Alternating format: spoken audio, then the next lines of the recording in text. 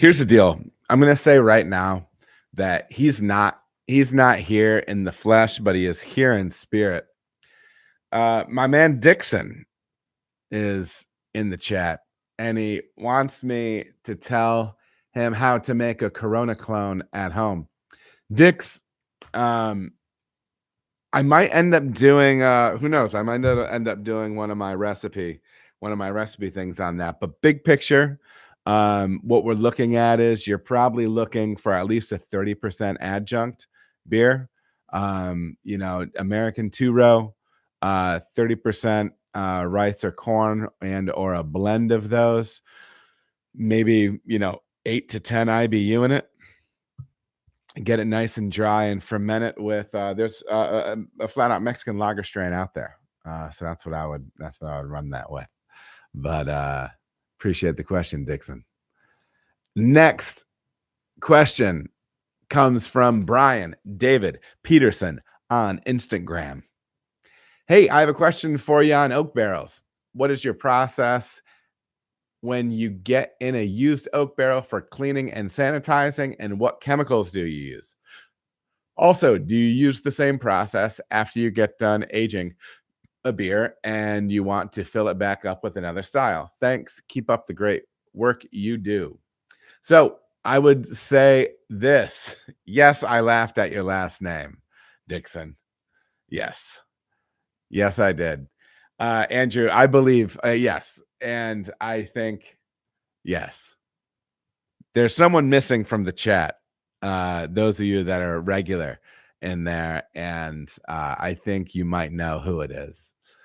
But how I would approach this as far as barrels go, barrels come into the brewery. Again, we're always trying to get freshly emptied wet barrels, only the wettest. And upon receiving, we want to give them a little exterior evaluation for leaks, breakage, loose staves, other imperfections, other trouble spots to be looking at. And you also want to see if any staves are, did I mention loose staves? That's definitely part of it. You don't want a dry barrel. When you have a dry barrel, those staves shrink and you're going to get a lot of leaking out of those barrels. Maybe it will never seal itself. Maybe it will never hydrate itself. So you want to get those delicious wet bourbon barrels. Beyond that, I would remove the bung, smell, and give the old visual inspection. Usually look in to see how much booze is in there. You usually want to look in and see a little puddle at the very least. You at least want to have, you also want to have a nice, strong aroma of spirit and barrel coming out of that. You want it to be pleasant. If it smells weird, obviously that's going to be an issue. Just little things like that. Typically, the cheap way that I've done that in the past, getting those hard bungs out, because you're going to have a wooden bung there. I will put a screw into that bung and then crowbar or whatever and pop it out. I did see that amazing hammer, though, that we have at Sonder, which is awesome.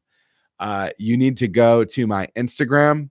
If you Adam Makes Beer on Instagram, just to check out this bung removing hammer that I was using. It's in a reel that I made from a few weeks back. It's awesome. And it's all barrel work. So I have like one of the little soft bungs like foaming over and stuff. You can tell. But you want to see that hammer. Go and check that out. So anyways, remove that bung, smell, visual inspection, and then really we're ready with our Bulldog apparatus, the kind of the universal term we end up using for essentially a large barrel racking cane. A lot of times we have smaller racking canes on the home side, but this is something that will fit directly into the barrel, go all the way down to the bottom. It'll have a sliding rubber bung on it that will allow you to seal. You can put beer into it. You can also push gas into it to force the beer out of it. So you can use it for both transfer into and out of barrels. They're great. and they're really effective. So we have our bulldog all cleaned and sanitized and ready to roll, and then we're putting beer into those things. So there's really no cleaning or anything that we're doing. We're making sure they don't smell funky, that they're wet and boozy, and we're ready to roll. Okay, that's the whole idea. Still treat this as trying to be as sanitary as possible, right? I like to spray the bung with alcohol before we pull it. When you're filling, I tend to keep like a piece of tin foil that's seen some sanitizer and kind of tucked around that.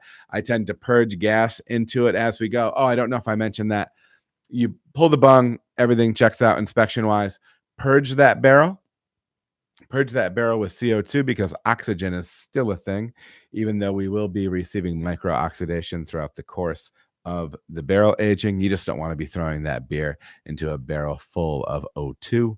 So please purge it out, get that beer into said barrel, and then they have little awesome soft rubber bungs that go in. Some have a pressure release on them. Those are slick. And then they also have solid rubber bungs that you can put in. So the reason that you want the pressure relief one is mostly a pretty common practice is to put those beers in cold into the barrels, and there's going to be some expansion. Then after as that beer warms up, it's going to expand, and so it'll give that beer somewhere to go. So yeah, but anyways, that's really it. And then lay them down and age for as long as you want until that beer tastes exactly how you want it to. And then you can reverse that process by taking the clean and sanitized bulldog, putting it into the barrel, placing a small amount of head pressure on it, and pushing it up and out of those barrels into a tank. So yeah, that's how I mention. Well, that's how I deal with that stuff. Not mention. That's how I deal with that stuff. So yeah, and if you want to put another beer on and after it, you would just go right back into it. You would make sure it's purged and fill.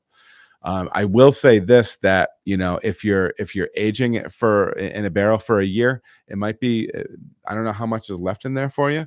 You might get some more character, but it's going to take longer, and it might not be the depth of character that you expected to get. So just some things to think about. Brian, I hope that helped, man. Appreciate your question. All right, everybody, thank you so much for watching. If you feel as if you got any value out of the video, please like and subscribe. There are also other videos that you can watch. They're going to maybe be over here or over here. Appreciate you watching.